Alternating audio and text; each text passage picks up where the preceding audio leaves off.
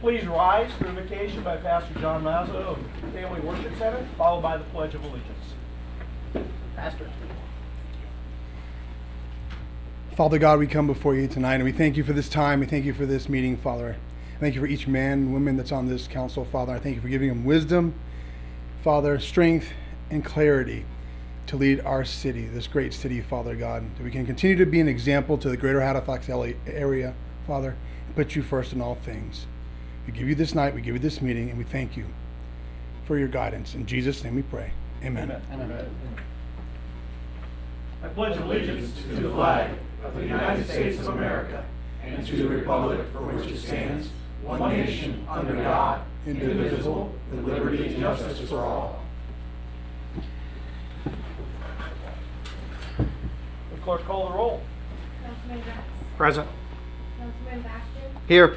Councilman Stillman. Here. Vice Mayor Cole. Here. Mayor Burnett. Here, we have a quorum and all are present. Recognition proclamations. Is Maya Sharma here? We have a proclamation. I'll be sending it to her for Lung Cancer Awareness Month. With that, in the city of Port Orange, whereas lung cancer. There we go.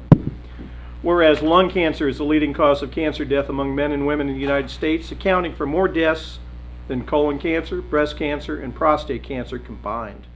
And whereas funding for lung cancer research trails far behind funding for research of many other cancers, and additional research is needed in early diagnosis, screening, and treatment for lung cancer. And whereas smoking is a leading risk factor for lung cancer and is responsible for about 80% of lung cancer deaths, radon gas is the second leading cause of lung cancer and the leading cause among people who don't smoke, and secondhand smoke is the third most common cause of lung cancer. And whereas lung cancer claims the lives of approximately 127,000 men and women annually, and whereas African Americans have the highest lung cancer incidence and mortality of all races, and disparities in lung cancer screening, diagnosis, treatment, and mortality are well characterized among African Americans and other racial minorities. Now therefore, I, Donald O. Burnett, Mayor of the City of Port Orange, proclaim the month of November 2023 as Lung Cancer Awareness Month in the City of Port Orange, and recognize the need for research in lung cancer affecting men and women and lung cancer health disparities, and encourage all citizens to learn about lung cancer and early detection through lung cancer screening. And with this, my signature and the seal of the city, it is so declared on this day and this place. And I actually read this proclamation. I lost my mom to lung cancer earlier this year, so apologies. Usually don't let that happen.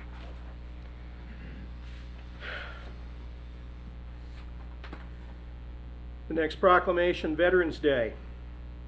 Whereas America has been protected by patriots who cherished liberty and made great sacrifices to advance the cause of freedom, and the United States Armed Forces have answered the call to serve our nation, ready to give all for their country. And whereas on Veterans Day, we honor these extraordinary Americans for their service and sacrifice, and we pay tribute to the legacy of freedom and peace that they have given our great nation. And whereas in times of war and peace, our men and women in uniform have stepped forward to defend their fellow citizens and the country they love. And whereas Veterans Day is dedicated to the extraordinary Americans who have protected our freedom on years past and those who protect it today. And whereas our veterans deserve and merit our continued remembrance and appreciation for the sacrifices they've made for our freedom. Now therefore, I, Donald O. Burnett, Mayor of the City of Port Orange, Florida, do present this proclamation to the VFW Post 3282 in remembrance of Veterans Day, which is this Saturday. And I urge all our citizens to join in expression of our appreciation to all veterans in our community who have given so much on our behalf. And once again, with my signature and the seal of the city, it is so declared on this day and in this place, and I invite everybody to join us here at City Center this Saturday morning for Veterans Day ceremony. The Veterans Post, the VFW Post 3282 and various other partners will champion. Usually it's about a 40-45 minute ceremony. The weather, I understand from the Chamber of Commerce, is supposed to be immaculate. And if you can't make the ceremony, spend a minute social media. Spend a minute with members of your family, with your friends. I don't care who it is. Just say thank you to somebody, because we have so much to be grateful for in this country, for the veterans that have served, not just now and in this day and in this time, but dating back to the American Revolution. This celebrates all of them. So please do this. And this community is so rich in so many things because of their sacrifice. With that, the consent agenda, public comments on consent agenda items. Anyone? Robert, you passing? Okay. Mayor, May- saw a hand go up there.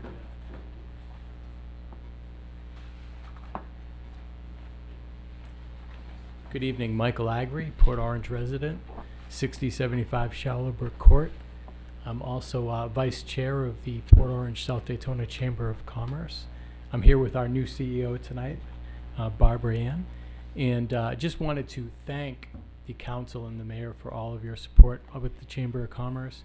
You guys have been fantastic. Don's been one of our most active members for many years. Scott just recently joined us at our casino night, and Reed Foley will be playing next month at our annual banquet. So, I mean, you guys are just awesome, and we really appreciate you all. Thank you. Thank you. Thank you. I was going to stop you because this was about the consent agenda, but since you're on a roll, I won't need to call you later. Can I have a approval for the agenda for the evening? So moved. Second. We have a motion, proper second, for approval of the agenda for the evening. All in favor signify by saying aye. Aye. May I have a motion for approval of the items on consent? Move to approve items 8 through 16 on consent. Second. We have a motion and a proper second to approve items 8 through 16 on the consent agenda. Call the roll. Councilman Brooks? Yes. Councilman Bastian? Yes. Councilman Stillman? Yes. Vice Mayor Foley? Yes. Mayor Burnett? Yes, 5-0. Consent agenda is approved, 5-0. That brings us to public participation agenda. Item 17, Cops for Christmas. Some person named Wayne Jean, who is that? I've never met him before. Once or twice? Mr. Personality. Good, sir. How are you? Well, I'm Officer Gene with Port Orange Police Department. I'm also the founder of Spouses Back in the Blue, a nonprofit organization that assists Port Orange Police Department in Cops for Christmas. First of all, I'd like to just start out with thanking every citizen, business for last year's Cops for Christmas. The community really stepped up, and you know, everything that they've done for us and for the children of our community is greatly appreciated. Secondly, I would also like to thank our chief who puts up with me during this time of the year. You better thank him twice. So this year I is, thought he put up with you the entire year, not just this time of year. this time I'm a little bit more of a headache, I guess Okay. you could say. All right. No. No. This year is off to a great start. We have a lot on our agenda to get done this year, and again, Walmart 1590 Dunlawton has stepped up, even bigger than last year. They're amazing.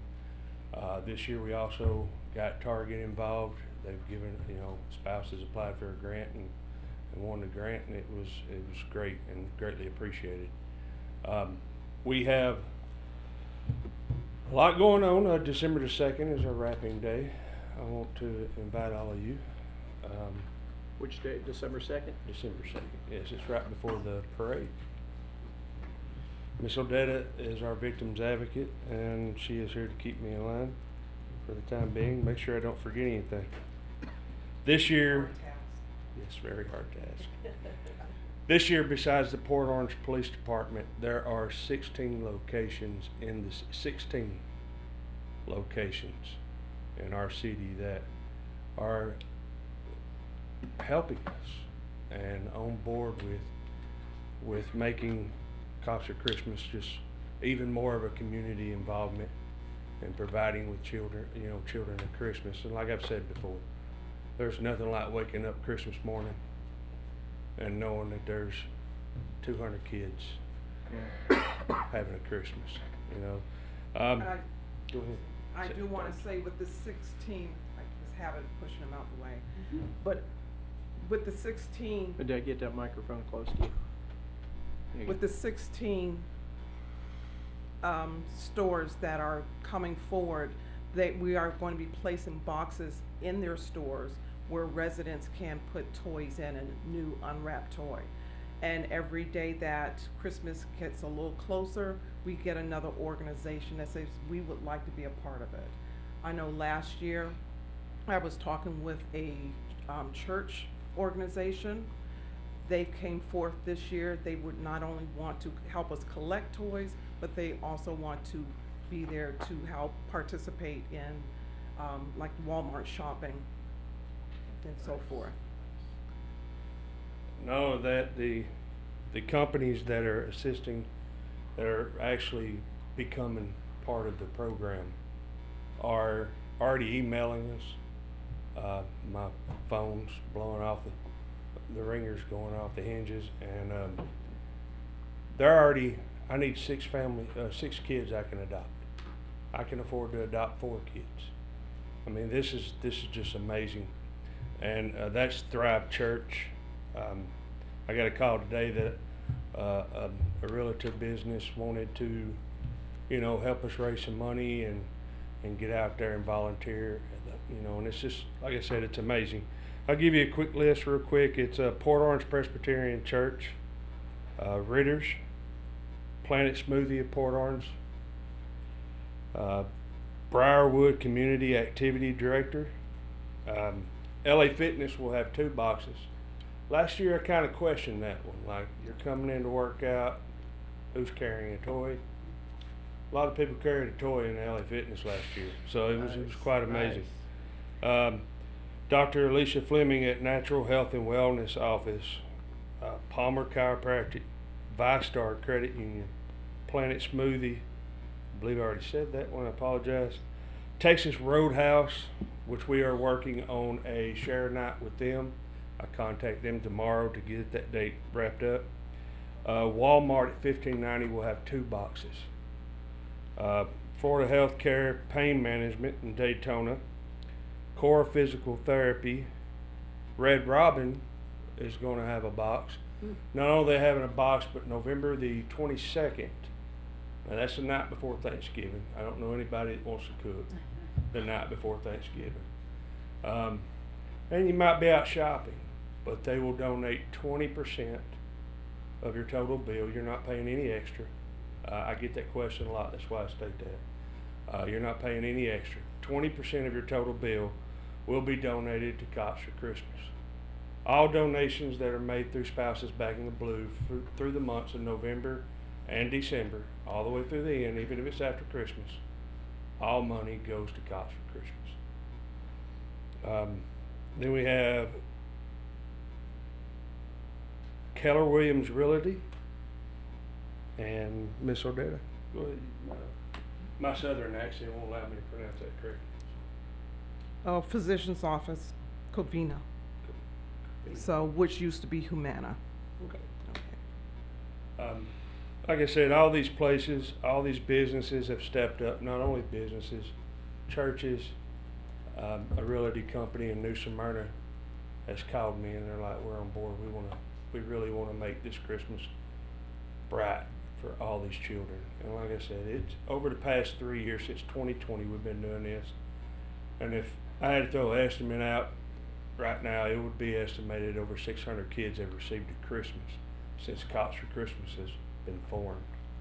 This is not a small thing. All your toys that you donate, all the monies that you donate, all stay in our community and provide our children in this community with a Christmas. If I'm not mistaken, one of the things you did is you provided a family with a car so that they could get to work. Yes, sir. Yes, sir. That's thinking of everything. Yes, sir. Appreciate That story really touched my heart, and I reached out to Crash Towing out of Edgewater, and he pulled a rabbit out of his hat. I mean, it was amazing to see that donation come through. Yep, that was, if you don't get a little wet in the eyes watching the video, then you ain't human. That was something. Sure. 100%. And we invite y'all to come out, wrap some gifts. You know, the 16th we hand out gifts. Come out, put your Santa Claus hat on. You know, hand out some gifts. You know, the day we wrap, Santa Claus will probably be there. So if you need to, you know, tell him your wish list. You can sit on his lap and tell him his wish list. So, anything I'm missing. I'll go ahead and make sure that you guys will get the agenda so that you'll have our entire event schedule. Is everything already on the social media pages? The people We will wanna started go with and- Facebook thus far. Okay, So- on the Spouses Back in Blue page? Yes, sir. Okay. Yes. Not only that, there's 2 new banners at the PD we have made up. Vintage Paper here in Port Orange, paper company, they did them up nicely for us. There's the Spouses Back in Blue banner, and then there's a Port Orange Police Department banner. If you walk in the PD, you want to make a donation, there's a little QR code on the Spouses Back in Blue banner. You can make a donation there. All donations are accepted, of course, and I would like to write a receipt to those who make donations. But the majority of people tend to be like, no, and just run off. They don't want the receipts. So, understandable, I wouldn't either. I'm not It planning is an incredible sight, if you haven't seen it, to see packing day upstairs and see that many people going at it, and it's organized chaos Yes. to see, 100%. well, it doesn't hurt that you've got some great people leading the charge, but that's a wonderful thing. If nothing else, to break away just for a little while that Saturday morning on the 2nd. If you can't stay a long time, at least pop by, check it out. It's incredible. Remember, this is a community involvement. Yeah. You know, one of the biggest goals of Spouses is bringing law enforcement and the community back together. Amen. And this is one of the ways we can do that. You know, I'm gonna start tearing up here in a minute, but it really is amazing when, you know, Mayor Burnett and I got to deliver to a family, and that was a bad situation. Not the delivery, but the situation the family was in, and it, you know, it's really, you know, touches your heart.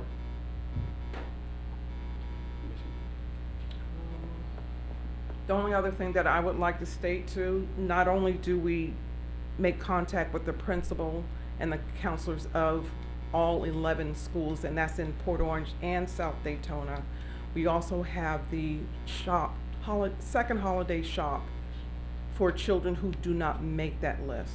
So generally, the counselors will say, you know, Miss Odette, we have another family that we would like to have on the list. Also, we place on the list individuals who were victims of the crime. Maybe mom or dad were arrested for a drug bust, for example. The families still get to be on the list. I know a year ago, a mom was arrested for a drug bust. She has now been clean 18 months. So I said a year, so it's been a year and a half. Okay? Her oldest son, 17 years old. He is now doing classes at Spruce Creek High School and at Daytona State because he wants to graduate early to become, the last time I spoke with him, which was about 6 months ago, a social worker. Okay. So when Officer Jean says that we touch families' lives, this program touch families' lives and they keep in contact with us. We appreciate both of you taking the time and getting the word out, and we'll make sure that we share on social media what you put on social media on the city sites, and us personally as well, because it is phenomenal what you do, and I appreciate it. Wayne, I appreciate everything that you do as far as you put more than just effort into it. You put your heart into it, and your whole family follows right along. It's Yeah, they do. And your extended family as well. We appreciate the entire department and what they do. And you know what? If somebody's going to follow you and keep you in line, she's the one to do it. She's been tasked with that by Chief. There you go. Smart, smart. I Chief. do pretty good too. Oh, yeah. We appreciate you both. All right, Thank thank you. you. Wayne, one question. The Yes, sir. an event at Red Robin, you said it's a 20% off or whatever the So- thing. Do you have to show a flyer or a code or just? So the flyer states is, what you do is you go and you purchase your meal, your total meal, after you pay for it. Red Robin then takes 20% of it. Okay. And then donates it to cops or, well, Spouses Back in the Blue. So you don't have to mention it or show them anything. They're just going to do it. So normally when you do a share night, it's like 4 or 5 hours. Yeah. With Red Robin, it's all day. Oh wow. Yeah. Excellent. Which really surprised me. So basically, the flyer states, and we have them, and they're posted on the Spouses Back in the Blue Facebook page right now. And you either show the flyer on your phone or bring a flyer in, Okay. or mention it. Okay. So That's how you have to do it. pretty So easy according to peasy. the flyer, it also counts for ordering online. Yes, sir. And I actually brought some flyers and the actual Cops for Christmas flyer, which is back on the podium at the door. That's on that. Excellent. Thank you, sir. Thanks, man. Alrighty. Good deal. Thank you, Okay. Officer Jean. Have a blessed Thank day. you, guys. We appreciate it. Thanks. That brings us to public participation, non-agenda. Do we have any others?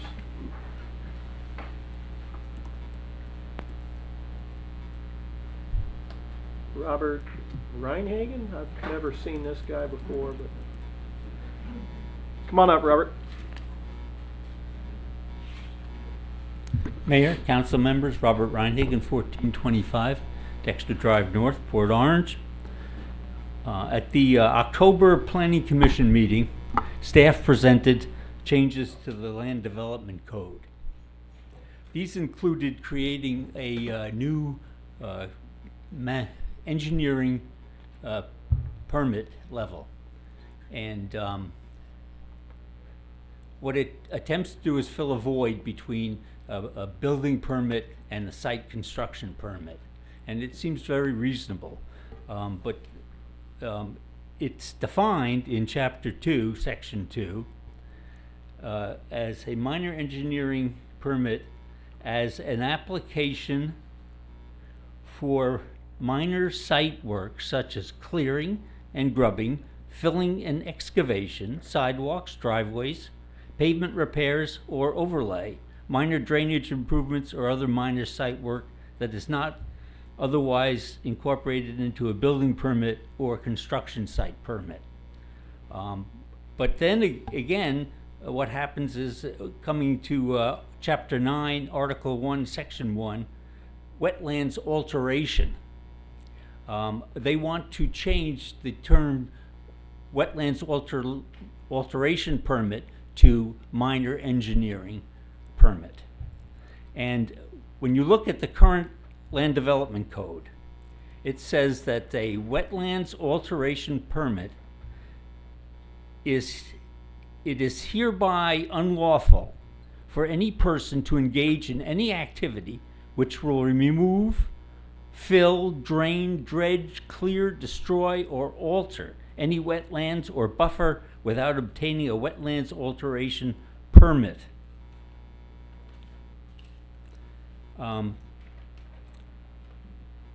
I believe that these two descriptions of acceptable activities are logically incompatible. Renaming wetlands alteration permit to a minor engineering permit poisons the well.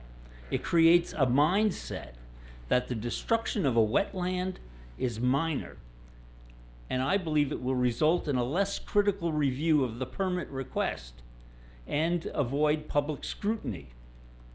I ask you to carefully review this approach and suggest that you consider renaming both the wetlands alteration permit and the stormwater management system permit to change requests that then can be submitted in support of any level of application, of permit application. Thank you. Thank you, Robert. Is that all of them? Okay. On to council comments. Tracy, what you got for us? Anything? Yeah, so a couple of updates. So I've had a few phone calls dealing with Sugar Forest, dealing with the construction project at the end of the street on Jackson. And what it was is when they started filling in a canal on Jackson Street, and of course with everything that's gone on, people had concerns of flooding, and a canal is now being missing. And what it is making sure that people understand that the elevation plans and the flow of the water is going from the north side of the property to the south side of the property to where the flood zone is going to be in that swell in the back. And then that is then going to drain into the Nova Road. So just want to put that on the record. That is the plans. That's what's going on. So those that are listening and watching on TV, but they know that the sidewalk was part of the plans, and the way the elevation flowing of the water is going that direction. I've emailed a few of the citizens that are in there dealing with that already, but to make sure everybody else is up to date on that. Other updates is dealing with Memorial Park, dealing with the docks that are down there. It's about another month as far as the findings. We've gotten 2 phone calls dealing with this, finding out that those parks and docks are still under review, and it's about another month before they have their fundings for reimbursements for that to be repaired. And then lastly is the fun one that's always been the phone calls. It's the bulk of my phone calls, sidewalks. I think all of us get those. Oh, yeah. So for Town Park and Town West, dealing with the sidewalks that we're dealing with, depending on weather, you guys will start seeing construction on the sidewalks in Town Park and Town West in about a month. So it's moving that direction. We're getting east side sidewalks being done, and they're moving over to the west side here in about 3 to 4 weeks. So hopefully that brings everybody back up to date of where we are, and all the phone calls will be generally okay for holidays. Okay. Reed, what you got this week? Not a whole lot. If anybody missed Family Days, it was awesome. Went out and checked that out.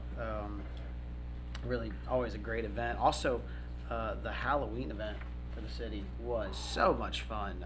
Parks and Rec did a great job with that. I thoroughly enjoyed myself. I came this close to getting to judge the contest, but alas, the mayor arrived. So, Could have helped. maybe next year. We'll see.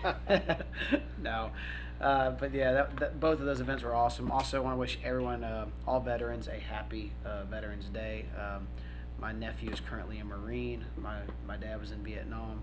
My grandfather, World War II, and just lots of military history in my family, and a great, deep-rooted love for their sacrifice, their willingness to go over there and serve, especially right now with it's a reminder what you're seeing overseas. Freedom is never free, and it's always urgent, and it's always something that must be defended. And these people have to be trained and ready to go. Just when you think things are peaceful and calm, something can arise. And so, great appreciation for all of our veterans. Okay. Well done. Well said. Scott, what you got this week?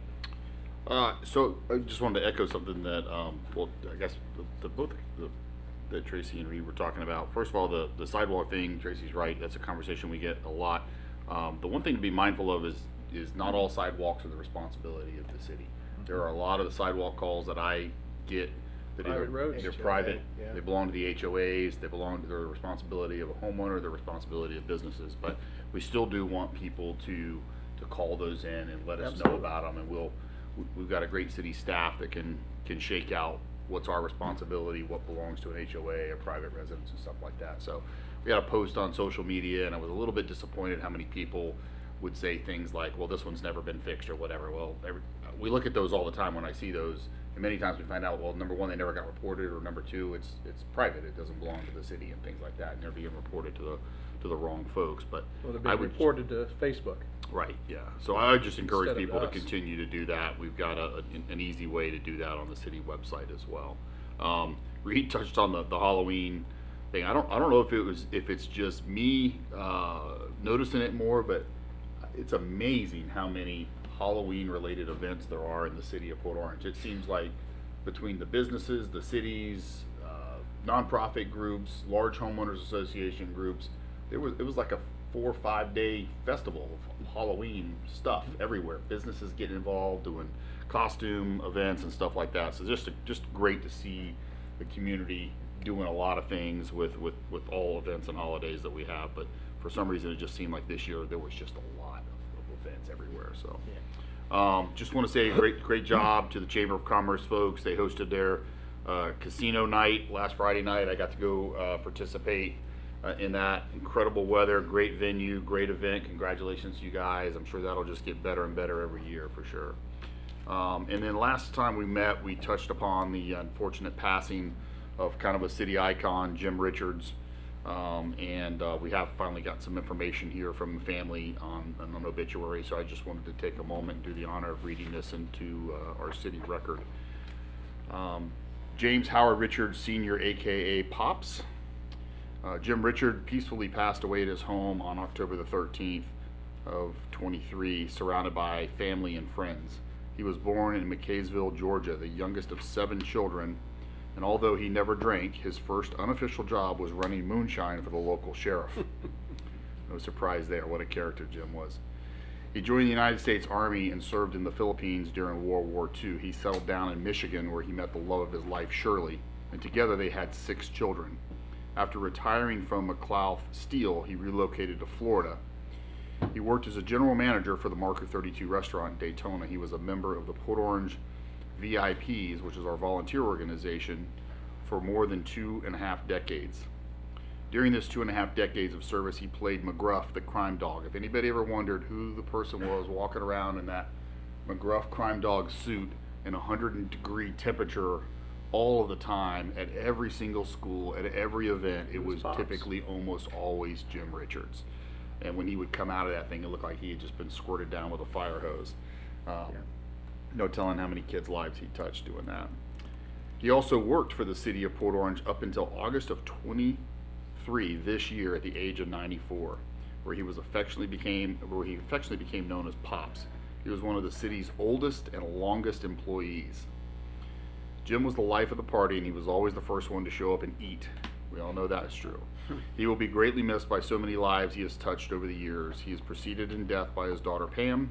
He is survived by his daughter Patty of Port Orange, Helen of Oak Hill, Karen of Michigan, daughter Sharon of Michigan, and his son James here of the city of Port Orange, as well as 7 grandchildren and 10 great-grandchildren. What a blessing.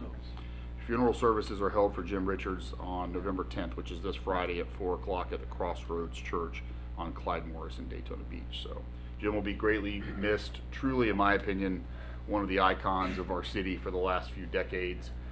Just an incredible soul. Never, ever had anything but kind words to say. Always had a smile on his face. Was always happy to see people. And for those of us that got to be part of his life and him part of ours, we are all better for it. So that's all I got. Thank you, Scott. Drew, try and follow that. No, I'm not. I got nothing after all that. Okay. I just wanted to echo what's already been said about Halloween here at City Center. After spending the evening here with a few thousand kids, it was an incredible night that Parks and Rec put on. But I went home and talked to a couple of my neighbors, and they said things were pretty light in the neighborhood. And I'm like, I know why. They were here. It was great to be able to help them and in a family-friendly, safe environment here at City Center. And I appreciate what Parks and Rec and all our other departments that assisted them did. And we're going to be fast into Christmas season soon. Parks and Rec is going to be very, very busy. So watch Port Orange City Hall and Parks and Rec social media pages for the events forthcoming. With that, the public hearing portion of our meeting is now open. Item 19, Appeal of Planning Commission denial of variances for 917 Boyle Street. The recommended motion is to approve the variance request for 917 Boyle Street. May I have that motion, please? So moved. A second. We have a motion, proper second. The item is open on the floor for discussion. Before we hear from Tim Berman, I wanted to make sure that the city attorney highlights what it is that we're supposed to be doing procedurally tonight as council in this public hearing. Thank you, and you can put that back up, the PowerPoint slide. That's actually, or I don't know if she controls it or they control it in the back, but on that PowerPoint slide, you saw what is the standard. So it's a little bit unique tonight in that you're not hearing this case for the first time, where you have a presentation and open consideration of facts and a Q&A. Those are the things you're used to hearing. In this case, you're sitting as a Board of Appeal. So they come to you today on appeal of a Planning Commission decision. So you have a staff report, you have facts that have been presented to your Planning Commission, you have a recommendation from your Planning Commission, and you have a recommendation from your staff. So these are all the things that we are to consider tonight, so there's no new evidence to be considered. There are specific criteria that you will see discussed in your package. Those are A through F. In the staff report, you can see the specific criteria that you should be letting guide yourself in determining whether to basically allow the variance or deny the variance. This is not a Burt J. Harris settlement, so that G you can kind of throw out. So A through F is where I'd like you to focus. So what Tim's going to provide here is just a brief synopsis of what was provided at Planning Commission. And this is one of the few exceptions where you are not required to take public comment. We ultimately don't want to add new evidence to your consideration. And yet somehow I might, just because that's kind of where I like to go. We'll see how this works. Mr. Berman? All right, Tim Berman, Community Development. As City Attorney indicated, this is a appeal of Planning Commission denial for the variances at 917 Boyd Street. Basically, just a little bit of what the variance request agenda item, as we included the staff report from September 2023, a letter from the property owner and applicant requesting the variances, along with the minutes from the Planning Commission meeting, 5 letters / emails from residents that oppose the variance, and the request by the property owners / applicants to appeal the Planning Commission denial of the variances requested. A little bit about the subject property, a little bit back history on it then. Property is located on Boyd Street, which is located south of Taylor Road, between Bogsford Road and I-95. It is the property that is currently outlined in red there. This is part of the Mac John subdivision. This subdivision was platted in 1964. The lots that were platted in 1964 were 20,000 square feet, which is slightly less than a half acre, and had a lot width of 100 feet wide then. The subject property actually consists of 3 of those lots, a portion of Lot 7, Lot 5, and Lot 6, which make up the 1.17 acre subject property. The current zoning for this entire subdivision is actual agriculture. So the current zoning states that any new lots that are created have to be 1 acre and also have to have a 150-foot lot width requirement, which contradicts what was platted back in 1964. And just for comparison, when we looked at it, there's about 32 lots in the Mac John subdivision, and 26 of those lots are equal to or less than 20,000 square feet. So this is kind of a picture of the application, or the applicant's property, that was indicated in the staff report and presented at the Planning Commission to kind of go over the variance requested. As indicated in the applicant's letter of request to the Planning Commission, the intent was to create a second lot that could be a single-family home could be built on, which they would like to gift to their daughter then. In order to do that, staff met with the applicant and looked at it, and initially we looked at, because there's existing lots of record here, as we indicated, consists of lots 5, 6, and a portion of 7. The way the code reads is that you can subdivide on existing lots of record. However, when we looked at this, the placement of this single-family home here right in the middle of that property prevented that subdivision occurring because it would not comply with the setback requirements for the side then. So what we looked at doing was, so kind of the standpoint of this, technically this property, if this house was shifted over about 16 feet or was removed, they would be able to come in and subdivide the property and build 2 lots on it without needing any variances. What kind of making it a little bit more muddy then was the placement of the single family home in this location. So what we looked at doing was basically the applicant proposed to create a lot that measures 85 feet in width, and then would be set back a minimum of 15 feet from the side property lines in lieu of the 25 feet required. And that kind of created this configuration that was shown here. Again, the variances being requested was to reduce the lot width of lot 1 from to be basically less than a little bit over 3/4 of an acre, and proposed lot 2 to be a little bit over 1/3 of an acre. Reduce the lot width requirement for the proposed lot 2 from 150 feet to 85 feet. Reduce the east side setback for the proposed lot 1 from 25 feet to 16, and then reduce the side setbacks for the proposed lot 2, both sides, from 15 to 25 feet. When staff looked at the variance criteria that was in the code when reviewing the variance there, one thing that basically was identified as special consideration was initially when this house was built in the late 80s, basically it was kind of centered on that 1.17 acre lot then. The current applicant / property owner purchased the house in 2016. So kind of they bought that house basically, and one of the circumstances that came in with the placement of that house did kind of restrict them from utilizing the existing lots of record there to which other properties there were able to use and create lots that were 20,000 square feet. Also too, the separation between the lots or between the homes with the setback. If the 25-foot setback was required and the adjacent property had a 25-foot setback, that should show about 50 feet between the lots then. What we found when we looked at the subdivision throughout there were a lot of homes that the distance between the homes was less than 50 feet. Some were 35 feet to 45 feet. Again, these homes were all permitted back from the 60s, 70s, 80s, but throughout that time, that agricultural zoning applied and that 25-foot setback applied there. So in terms of basically being generally consistent with what we were seeing in terms of the setbacks, this request was generally consistent with that surrounding area.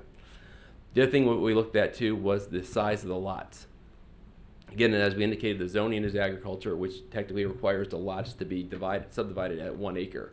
But when we looked around the lots there, a majority of the lots, presumably south of Boyd Street, were basically about 20,000 square feet then. Again, those were the existing platted lots of record then. The proposed lots would be a little over 3/4 of an acre, and the lot 2 was around 17,000 square feet. So while not exactly 20,000 square feet, the proposed lots we felt were basically generally consistent with that lot configuration in that area on that then. So that's where staff's recommendation of approval for the variance came from our review of that variance criteria, that the request was generally consistent with the surrounding area. Then at the September Planning Commission meeting, the Planning Commission denied the variance request as indicated, and now the property owner are appealing the denial of the variance, and the applicant is also here to kind of discuss the same information that they presented to the Planning Commission to the City Council. Okay. Before we go that route, I want to make sure that we have all our questions answered of staff. Start with Drew. Any questions of staff? No, I talked with Matt a little bit about this, and so I don't have anything further. Scott, you got anything for staff right now? No. Reed? Just 17,000 square foot is point what in acreage, roughly? 0.4?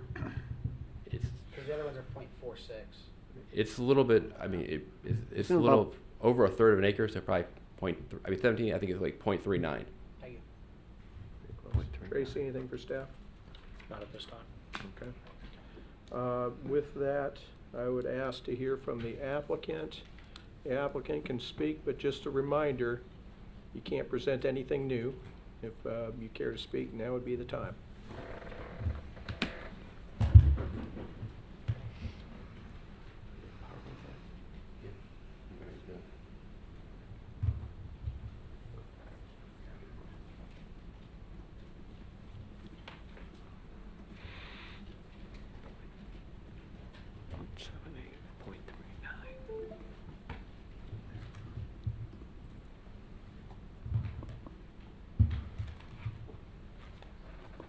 Thank you, Tim.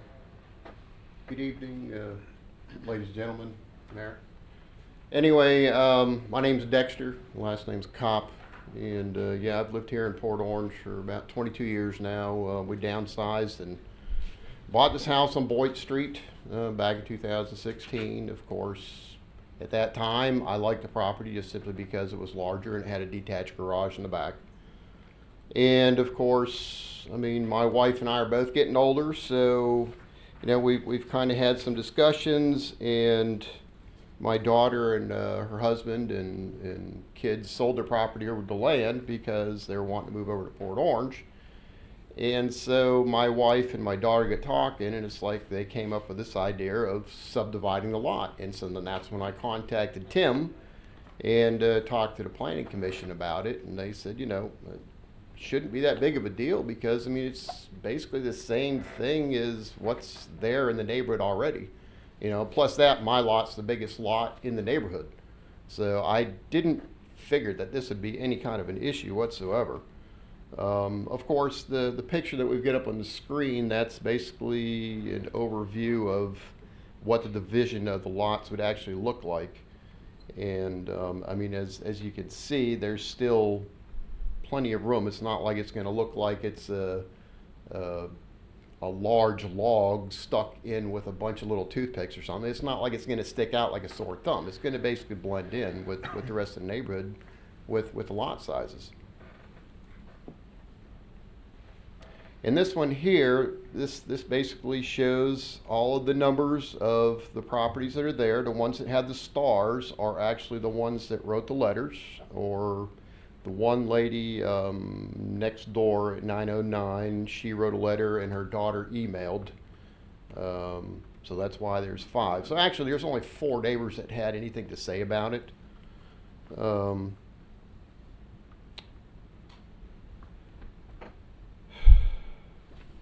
Okay, and then addressing some of their concerns, you know, one of their concerns was that we're going to be removing way too many trees. Well, we've kind of looked at it, and I mean, the majority of that lot is pretty well open already. I mean, there's like 2 or 3 smaller oak trees that might come down. They're not the super large ones. Actually, in this picture here, the photo on the left kind of shows some of the larger oak trees on that lot. And then in the back, you can see there's actually a couple of the smaller ones that would probably need to come down in order to construct the house where we're planning on building Megan's house for her and her husband. One of the other concerns, of course, something to do with one of the neighbors saying that the street is too dark. Well, back when I first moved in there, that's one of the things that I did was I contacted FPL and contacted the City of Port Orange. I don't mean to interrupt you, but these photos that you're presenting to council tonight, were these presented to the Yes. planning commission? Yes. Okay, just wanted to check. Yeah. Now the only photo that's different is we did add one in that has a picture of each one of the properties there, which is still it just basically shows how well we'll get to that. But anyway, this is just a couple of photos that I'd taken at like 4 o'clock in the morning, just so they can see that it's like, yeah, the street's kind of dark, but hey, I did have a street light, you know, that I had installed in the street. It used to be pitch black. And there again, with the next door neighbor, Diane's house, this one here just kind of shows an approximate, you know, where line is according to where her house is. I mean, you can kind of see that with the overview of what the other photos were already that were already in there. This is a picture just looking down the street. The first 2 houses that you come to on Boyd, you can kind of see that I guess that they were probably the first 2 houses built there on the street, and there is no 50-foot setback there. Oh, go back one. Whereas this one here, you can look down the street. This is looking from the end of the street, looking towards the east, and you can see it's like, yes, there is plenty of green space all the way down through our street, because the majority of the houses on the street have a 50-foot setback, except for the first 2 on their street, like this one. I mean, there's 9 or 10 feet setback. Next slide. And one of the other properties, of course, the other one that sits on the corner, he's about 20 or 30 foot off from the street. And that's one of my points that I'd made before, was that if you look at the separation between those two houses, it's not even close to 25-foot setback on either one of those houses. So it's like, with what we're proposing, it would actually look, well, it would be a lot wider distance between the properties. So there again, I mean, to look uniform, you know, here's one of the houses across the street. Here's the setback from the house on the corner, which is the blue and white house, or the dark blue and white house, and then the light blue and the white house. It's like, I mean, if you look at that, that's definitely not 25-foot setback on either one of those properties. So, I mean, when they're saying, I mean, and there might be 30 feet between those, but that's one of my things. It's like, why am I being punished and not being allowed to help my daughter and her family do this when there's already other properties that were done like that? I mean, only we would have a lot more distance than that anyway. This is just a photo of all the different properties on our street. I mean, you know, that was one of the comments that was made, that, you know, a new house there would look out of place. Well, I mean, as you can see, the house in the bottom right corner, that was just constructed last year. The top one on the right, that one there, I believe, was built in '07.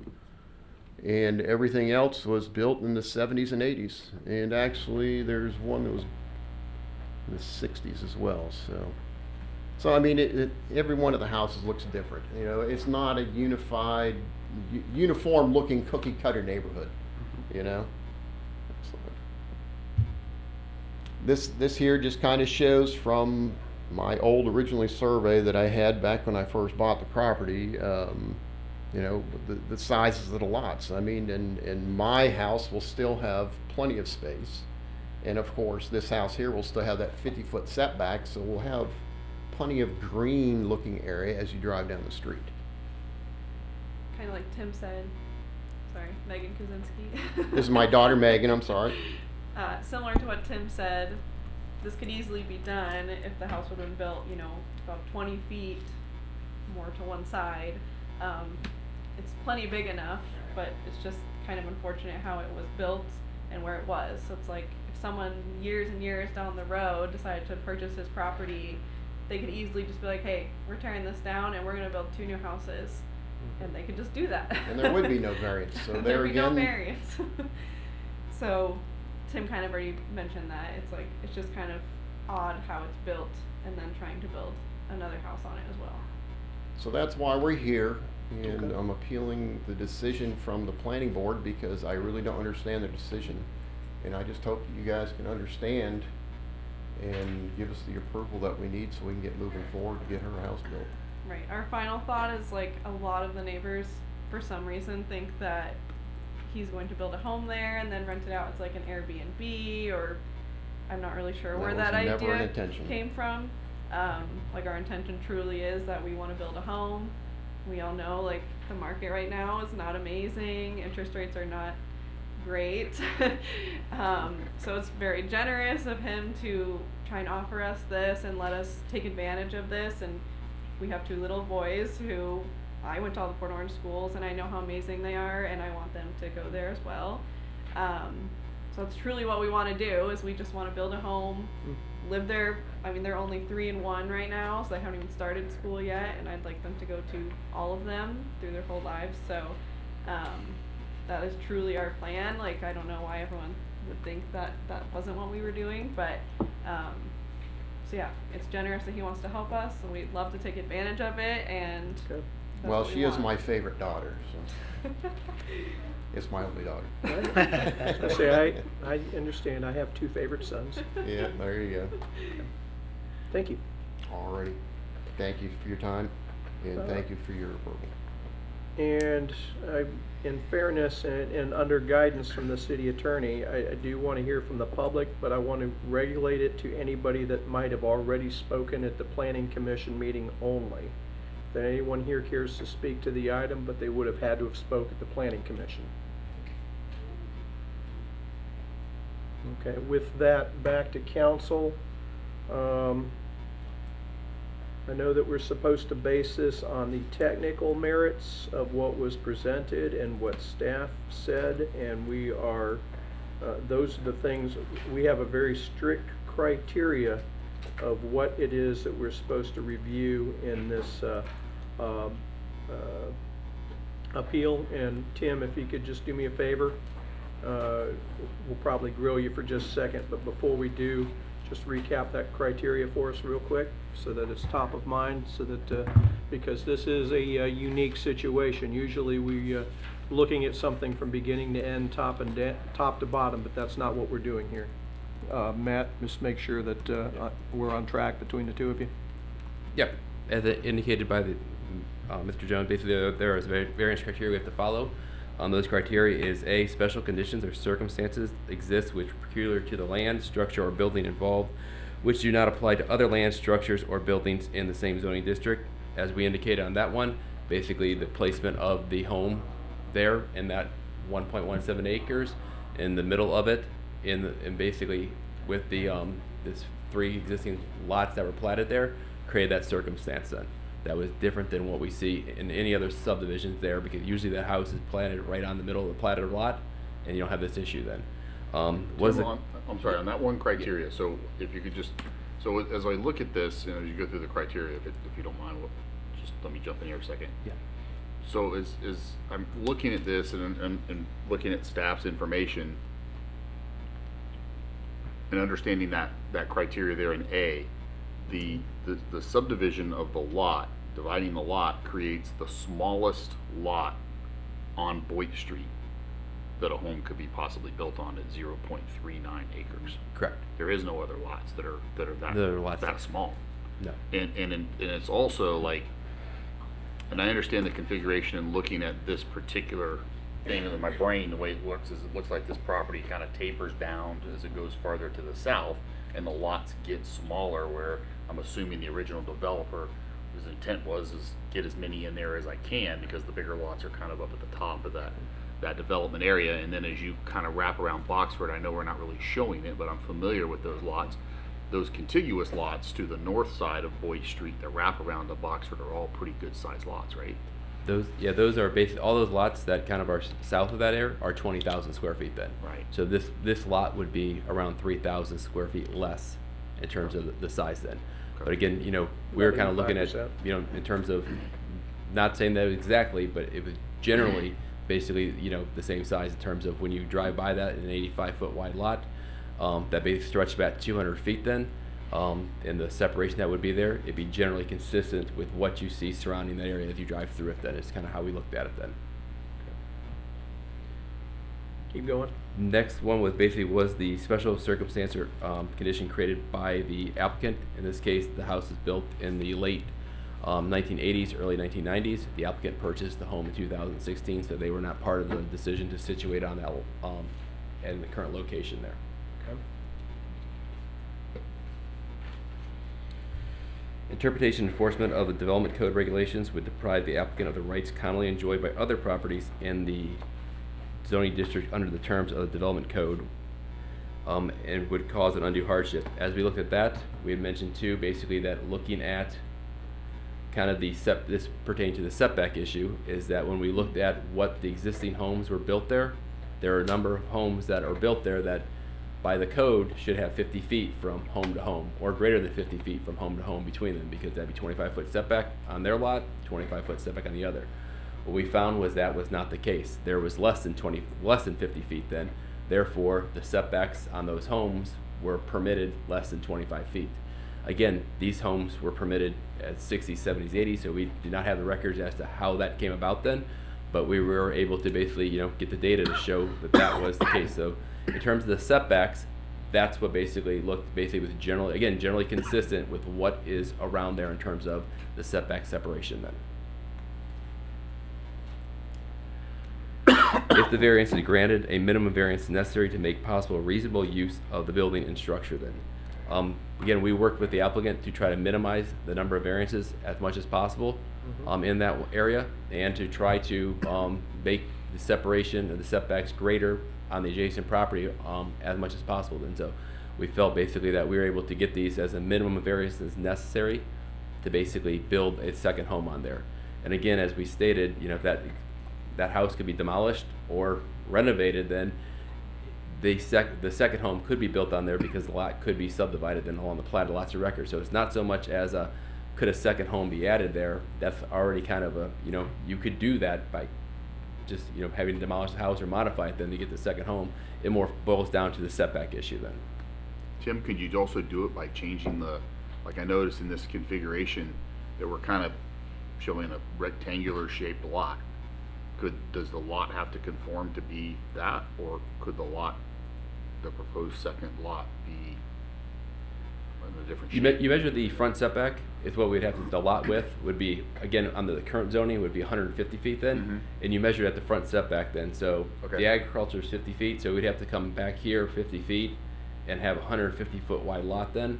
I think when we looked at that you would not be able to get that configuration and meet code with the lot width requirements then.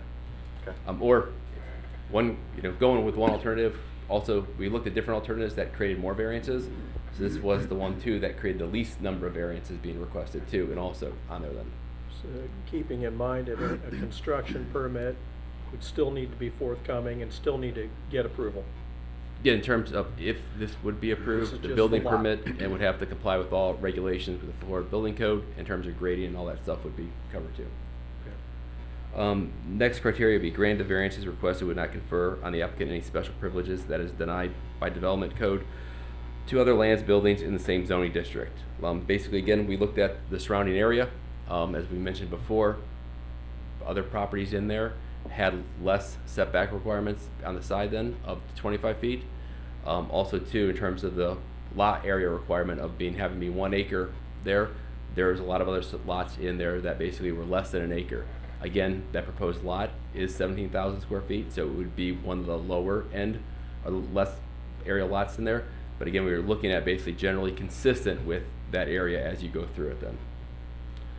F, granting the variances would be in harmony with the general intent and purpose of the land, purpose of the code and the surrounding properties. Again, you know, typically the setback requirements are to make sure that there is proper separation between buildings in terms of airflow, privacy requirements there. And, you know, these setbacks, while not 25 feet, 15 feet, and when you apply it to the adjacent properties, there was sufficient area for separation between the structures then.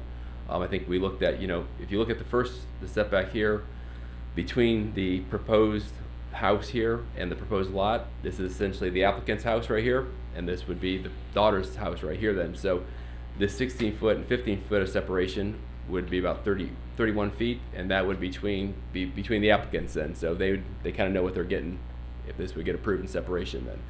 The adjacent property here would be 15 feet, and to the east, this lot here has a setback greater than 25 feet to the structure there, so there's at least 40 feet then of separation on that then. So we looked at, you know, that case is basically, even with these variances, that still is intact in terms of, you know, basically the general intent of the code. As Matt indicated, G would not apply here, and those were the various criteria that we evaluated and documented in the staff report. I appreciate your recapping the technical criteria that we're supposed to evaluate. Council, any other questions of staff? Tim, in one of his pictures, he showed about a 54-foot setback. Did I read that right? Or it was 54 feet from the driveway or something? Yes. I used like a property appraiser's tool rendering. Okay. So it's approximate. So I'm that. sorry, I need him to answer because he's got the floor. So if it's 50 feet or whatever, then they have that 15, so there'd be 65 feet Well, I between. believe what she was showing on that there with a 50-foot front yard setback. Then. Oh, front 54, yard. yeah, they're not asking for that then. Visibility. The code would Okay. require 50 feet, so if this was approved and a house was built on there, that house would have to be at least 50 feet from the front property line. Okay, and so then there's going to be roughly just over 40 feet between the houses, Yeah. with the 25 and the 15. Okay. Council, any other questions? Tim, can you pull up slide 6 just for a second? I want to make sure I Yes. saw that right.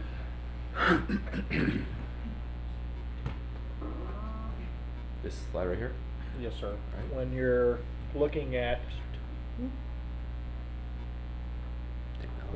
that slide, we're talking about Boyd Street, but it's the whole Mac John subdivision. You go down to Sanders Street. Yes. That property on the far left-hand side is .32. So what we're talking about, it isn't the smallest piece of property they're trying to do. They're doing it .38, .39, so it'd still be bigger than the smallest in the whole subdivision. You're correct. Okay. Yeah, my reference was just to Boyd Street only. Yeah. Boyd Street only. Looking at the subdivision. Council, any other questions? Final bite? There being none, call the question, call the roll. Councilman Grubbs, Yes. Councilman Bastian, Yes. Councilman Stillner, No. Vice Mayor Foley, Yes. Mayor Burnett. Yes, 4-1, the variance has been approved, or I should say the appeal has been approved. Thank you, Tim, appreciate you. Thanks. The public hearing portion of the meeting is now closed. Additional items, city attorney. Nothing further tonight. Excellent report. City manager? Mayor, I have one quick little thing. Wayne had mentioned, Substitute teacher has always got something. trust me, I would have been okay with a nothing. Wayne mentioned that we were gonna do a demolition of the old art house building, and just wanted to let you guys know that that's gonna start on Monday. Sooner is better than later. Excellent. River to Sea TPO, Reed. Actually, nothing to report. Okay. With that, I just want to mention that it is the month of November. In the month of November and December, we do not typically meet on the third weekend. We will be meeting again next week.